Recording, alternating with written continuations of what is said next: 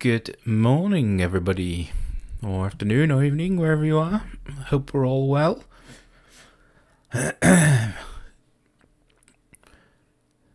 So, yeah, today I thought we'd go through the random roll tables we've included in the back of the Wandering's Call core rulebook. Very handy for just throwing a character together if you need one, or as inspiration, or filling any gaps in a character sheet if you're just not quite sure. But it'll also help sort of show the process of how to make a character in Wandering's Call. It's going to be very chill. We're going to probably chat about the game and lots of other TTRPGs. I have a form-fillable character sheet ready to rock and roll. Hopefully you can see that. This is available for download on the Wandering's Call website, along with a print version as well. So, I'm sort of going to make this character sort of a little bit backwards to what I know a lot of people do. We're going to do the kind of character-y sort of fluff background bits first, and then we're going to come back to the cores, which are like your main stats, and then your specialities, your skills. Just, you know, so we can tailor the sort of mechanics to the randomness rather than the other way around.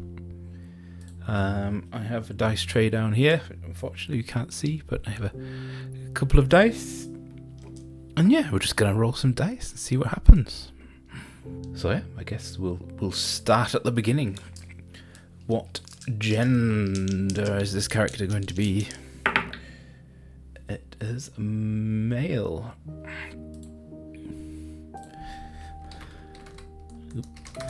Male, nothing less than typing when someone's watching. Age. Ooh, what we're gonna be? 2d6. So 2 5s, so that's 10. And we'll roll a third d6. 3. 3. Middle age, so they're 35 plus 10. That's 45. Which is not a bad age for a wanderer, really. Hair colour. Ooh. Very important. Another 5. They are a redhead.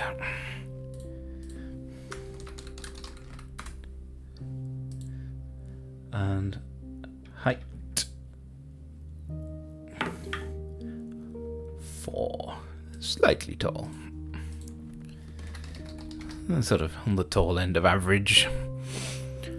So that's their basic physical description. Now on to who they are as a person. So we do break down what these needs and wants and hopes and fears and things are sort of earlier in the book. I think they're a really useful tool for thinking about what your character is, who your character is. So what we do is we roll 2d6. So I have a blue one and a white one. I don't know if you can see that. So I'm going to say the blue is across and white is down. I'm just going to roll.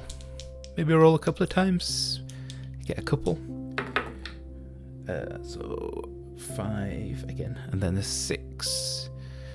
They need to hurt themselves to relieve the pain. Wow. Starting off real happy. We'll roll again, just to get a couple. 6 and 2. To know every last detail about something. Moving on to hopes. Oops. Let's have a look. Roll 2d6. One day they hope that just everyone will just get along. Okay. Next, fears and hates. So, fears and hates. What does this person absolutely not stand? Germs, 555. Bit of a germaphobe. Let's give him another one. That'd be mean to our characters. 1 on 5. Ooh, people finding out my true history. A bit of secretiveness. Cool. Flaws. Let's have a look, see what's up with them. A 6 and a 1. I'll do anything to make the history books.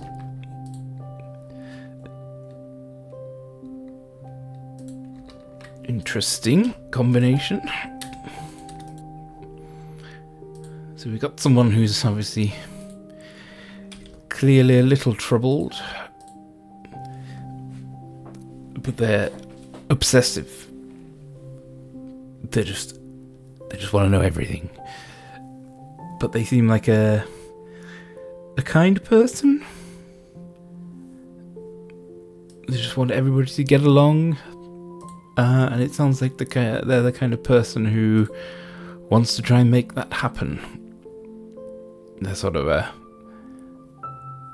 they sort of dream of being that sort of ambassador type who's just well known for being kind, maybe.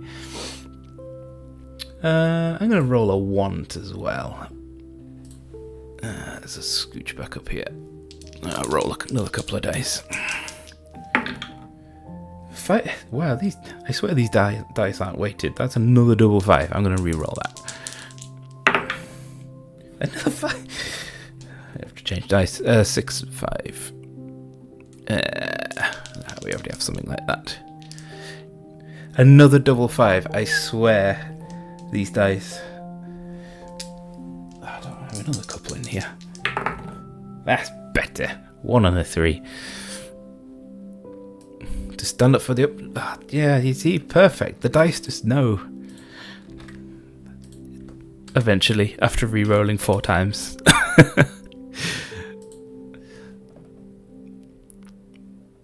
So yeah, I was really starting to get an idea of this character now. There's clearly something happened in their past, maybe around the germophobia. It's given them some sort of internal strife, but they're really trying to kind of make sure everybody gets along. They're always like the friendly type. They want their name spread far and wide as this person that anyone can come to and help out. So yeah, they sound like a very kind person, if not a little troubled. Now let's see a backstory. Are we going to get something that fits this character? So again, rolling 2d6, blue across the top, white down. Watch me roll the 5 again. No, a 1 and a 4. Animals are far more interesting than people.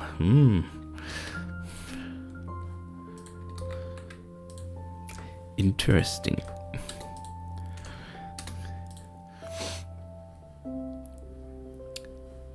So maybe, actually, it's not people that this character wants to get along. It's maybe people and animals, and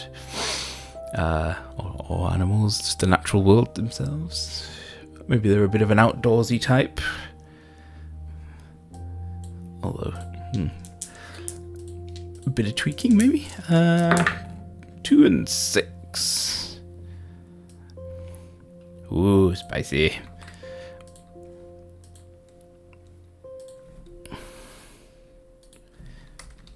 It isn't revenge, unless I get to look them in the eyes. Oops. Very nice. I like a nice spicy one. So yeah, something has clearly gone on in this person's youth or in their history. Someone has clearly hurt them a lot. which is maybe why they've turned more to the natural world. And being a wanderer, that's certainly helpful. But yeah, maybe even before they became a wanderer, they were sort of maybe a loner. Sort of began to obsess over every single detail of the natural kingdom. Interesting little character we're coming up with, yeah.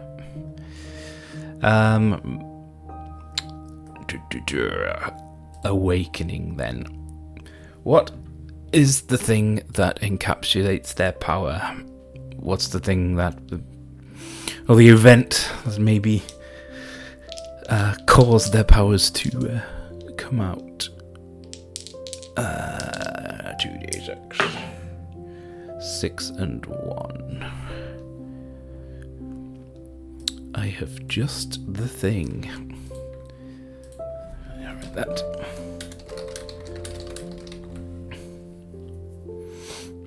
So, yeah, the awakening is one short sentence that sort of sums up where a wanderer's power is most strong.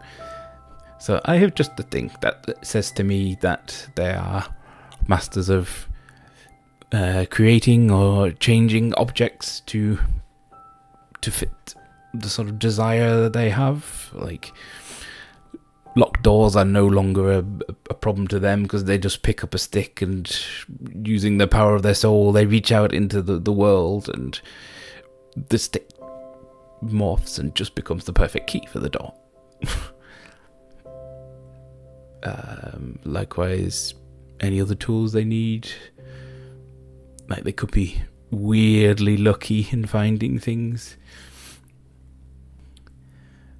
And maybe they're awakening the thing which, that moment, sort of late teens, early 20s, where their powers just finally sort of burst forth. Maybe this event that has hurt them a lot happened, and they just happened to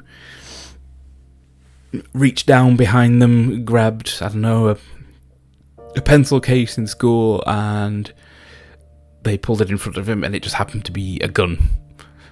Like they had subconsciously just reached out with their soul and just warped reality to turn whatever the thing is that they grabbed into a gun, and they shot the person. That was name. Sure. I am terrible at naming characters. We want masculine, so 2 and 4. Felix. Kind of ironic if they like cats more than people.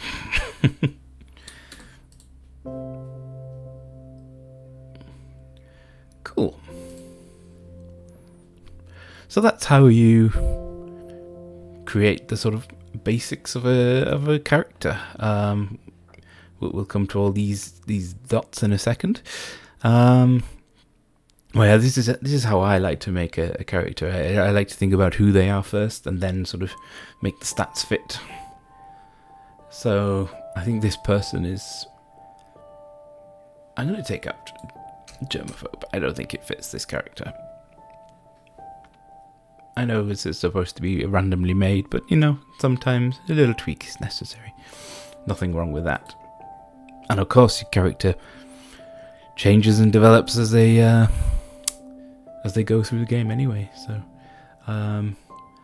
yeah, I think this person is shy around people, or even scared of people. Perhaps a certain type of person. Yeah, much more at home, sort of out in nature with animals. They're running away from, or they're trying to keep running away from their history. They sort of shot someone, maybe even killed them. They have a lot of guilt about that now, so they're sort of channeling that into helping people as far as they can, helping like the natural world. They obsess about knowing every little detail about the natural world, but ultimately they want closure and revenge on maybe there was a group of people who did something terrible to them in the past. So yeah, they don't want people to know that they've shot and killed somebody, but damn if they don't want that closure. So yeah, we'll fill out the sort of stats to match that, I think. So this is going to be a sort of a beginner character, even though they're 45 years old. Maybe they didn't really, develop their skills all that much in the last 20 years or so. So all characters start with 3 soul power and 1 in each core. So we have 25 pips. So I think they're pretty aware of what's going on. They've kind of had to be, especially after everything that's happened to them. This sort of 4 to 5 area is what you would class as an average human. Like 5 pips is like a slightly good human, like normal person. So I think they're gonna be pretty aware of their surrounding. Ditto for fitness. They're pretty good at running away from stuff. Knowledge, wisdom, social. I'm gonna leave pretty low, I think. Give them a bit more soul power. Soul power is very useful. That's what you use for creating manifestations. Amongst other things, you can use your soul power to heal yourself or others. You can use soul power to bump up your cores temporarily. Very useful. Just don't run out. Running out is bad because you die. So 5 more. Give him a bit of strength.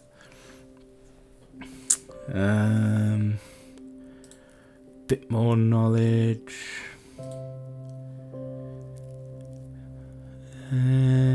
What's that? 2, 4, 6, 7, 10, 13, 17, 21, 2, 3. So 2 more. What do we think? Do we make them super aware? I think they're probably a bit more knowledgeable than average. And sure, bit of wisdom. Cool. So that's the basics of the character done. Soul power and the cores. Now we move on to specialities. So in this system, it's a hybrid dice pool system. So each one of these pips represents 1 dice that you roll. And the marshal, as in the GM of this particular system, will call for a brawn check or an awareness check, depending on what you're trying to do. And then it's up to the player to state if they have a speciality that fits. If they do, and the marshal agrees, you get an extra dice, which helps. But then every pip you have in a speciality is an automatic success that you add to any successes you roll. Or if you roll failures, you take away. But you only fail if you don't succeed, which we'll get to.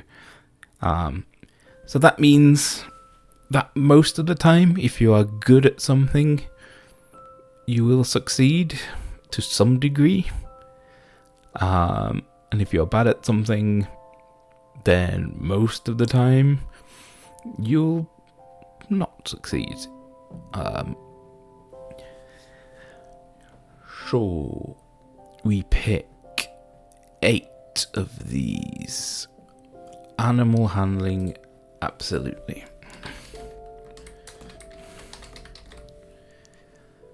I'm gonna go with science and survival. So yeah, these are just things you either have actual training in or experience in. Perception, definitely. And paranormal. Always recommend paranormal for 99% of characters. Particularly if they're experienced. Stealth. I can imagine they've had to sneak around a bit. Acrobatics. What's that? 2, 4, 6. A couple more. Criminal. Criminal deals with, knowing how to break into things, but also knowing how the sort of criminal underworld works, how to find out information, that sort of thing. Medicine. Yeah, I can see them knowing a bit about medicine. One more. Do we give them a combat skill? I don't know. Definitely don't want any social stuff. This is definitely not a social butterfly character. Logic, law,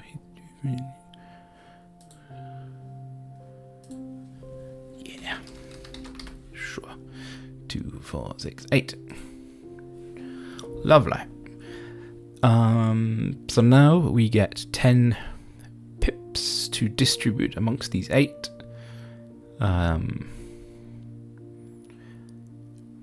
Let's have a look. Definitely high. What have I done here? Have I got too many? 2, 4, 6, 8, 9. Yes. Let's get rid of criminal. 2, 6, 8. Good. Definitely a couple in survival. Stealth. Paranormal. Dealt with a few ghosties. Perception. 2, 4, 6, 7. So one more. Yeah. I'm slightly medically trained. Cool. So yeah, and there we go. That's it. That's how to make a character. Short of inventory. That varies depending on your session and your campaign. So this person, I'm very sure, would have some sort of penknife, powerful torch, maybe like a wind-up torch, tents, lots of little pouches for animal treats. But yeah, they're just going where the wandering tells them, where they have to. Just hoping to not have to deal with too many people, just out in the woods, maybe taking photos of all the animals they can find. They have a couple of books on them that they treasure, which are all about like trees and just local flowers and edible flowers and food and stuff. And they just want humans to stop being so mean to animals. And they just want people to stop being so mean to each other. So yeah. So this is Felix. Scroll down here. Yeah, manifestations. Could have a think about that actually.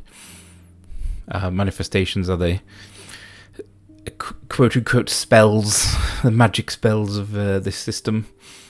And they can basically do anything, providing you have enough soul power.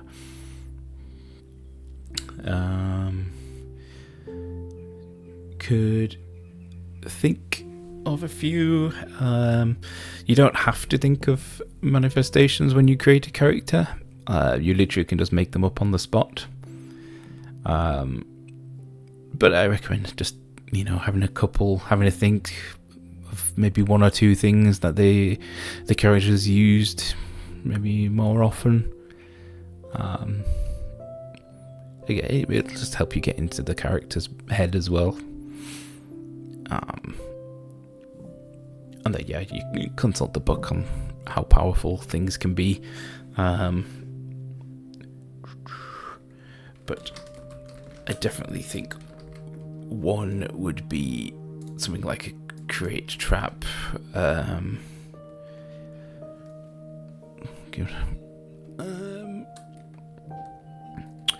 Sort of make a small area super spiky or sticky or something, so as soon as anything touches it, they're just stuck to it.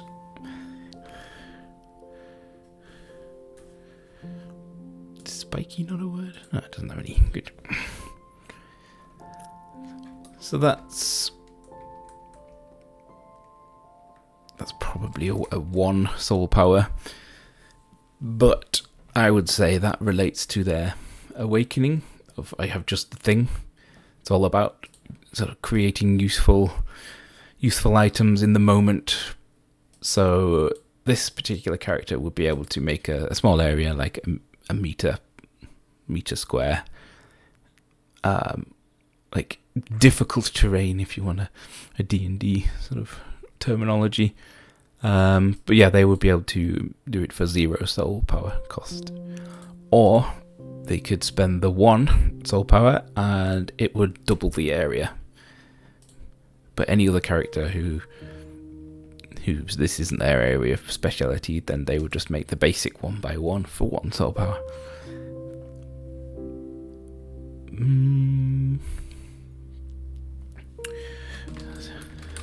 Tool for the job. Anything. Change shape to fit any lock / socket. Again, probably a 1, but a 0 for them.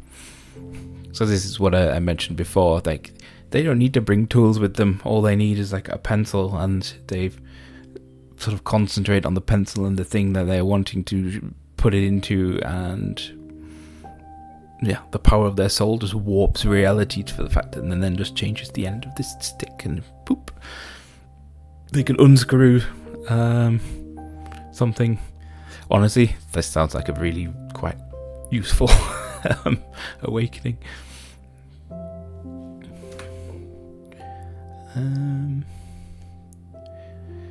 What else can we think of? Something a bit more powerful. What is it? I've just the thing. So even for these, you can make them far more powerful. You can make the effects last longer, make them bigger, that sort of thing, just by pouring more soul power into it.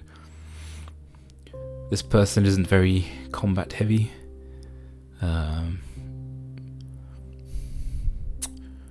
Although,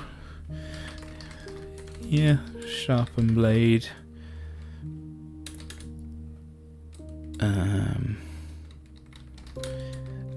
Make their. That's, yeah, fun idea. Make their sort of pen super sharp.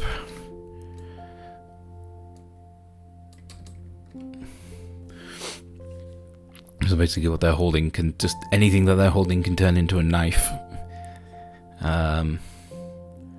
Like a big log. Suddenly you can just cut other logs with it, or their pen, you can throw it and it's like a dart. And then what you can do is, on the pen example, you can bump this up to maybe 3 soul power and have it just fire across the room at like super speed, doing way more damage. Or you can tweak it to be like even sharper, so it'll pierce through armor, or sharp and hard to pierce through armor. So basically anything this person picks up can be a weapon or a tool. I think it's quite fun.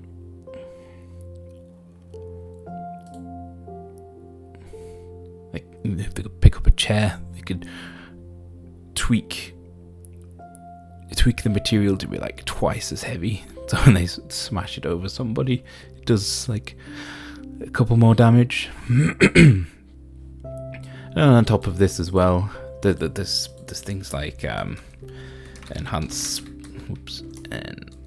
senses. That's kind of by the by, really. That just means you get to add temporarily for a scene like an extra couple of pips in awareness. So yeah, you're rolling 9 dice. That's very likely you're gonna get at least 1 success.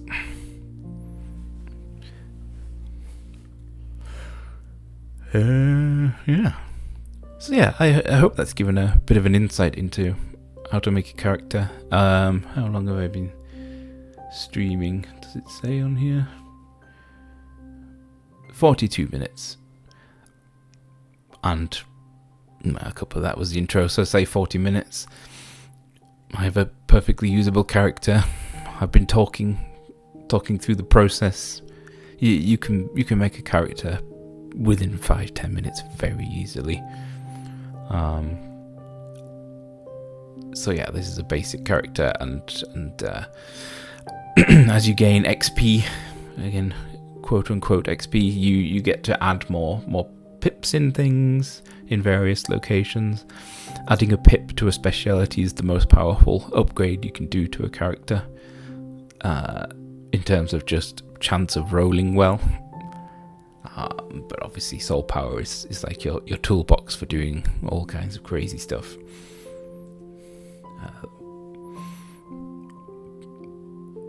Yeah, 15 is the maximum you can ever go on soul power, but cause, you can go as high as you want. So if things are getting real spicy and you have like 4 soul power left, you can add like, say, 8 to your brawn. And if your brawn is already like 6 or 7, you might be rolling 15 dice. You know? It gives you the edge you need to get out alive. You might feel awful for a few weeks until your sort of soul recharges, but you'll be alive. At like 15 brawn, for example, that's literally just walking through walls and picking up cars and throwing them. That's like crazy superhuman strong. So yeah, I hope you enjoyed that. I thought you found it interesting. We were posting this on our YouTube channel and around and about, and yeah, we'll catch you next time.